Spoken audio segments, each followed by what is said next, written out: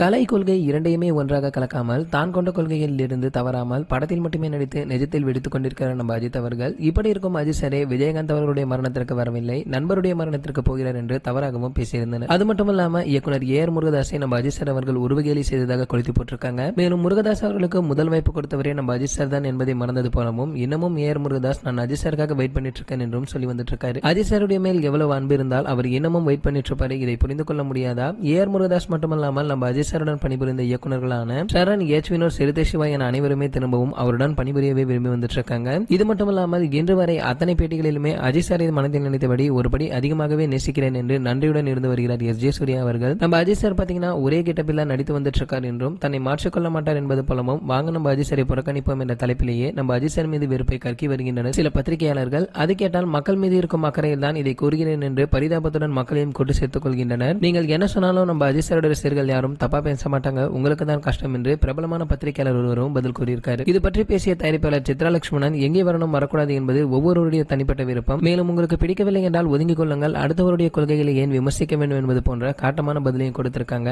மேலும் இது மட்டும் இல்லாம நம்ம அஜித் சாருடைய AK 64 படத்தை பற்றி அறிவிப்பும் வெளிவந்திருக்கு. அதாவது முன்பு சொன்னது போலவே இந்த திரைப்படத்தை இயக்குனர் சங்கர் அவர்கள் தான் இயக்க இருக்காராம். சரி, ஓகே, இது போன்ற அஜித் சார் பற்றி வெளியாகும் அனைத்து செய்திகளை நீங்க உடனே தெரிஞ்சுக்க நம்மளுடைய அஜித் 360 நம்ம சேனலை சப்ஸ்கிரைப் பண்ணிக்கங்க. பக்கத்தில் உள்ள பெல் ஐகானை கிளிக் பண்ணிட்டீங்கன்னா நீங்க நம்ம வீடியோவை மிஸ் பண்ணாம பார்க்கலாம்.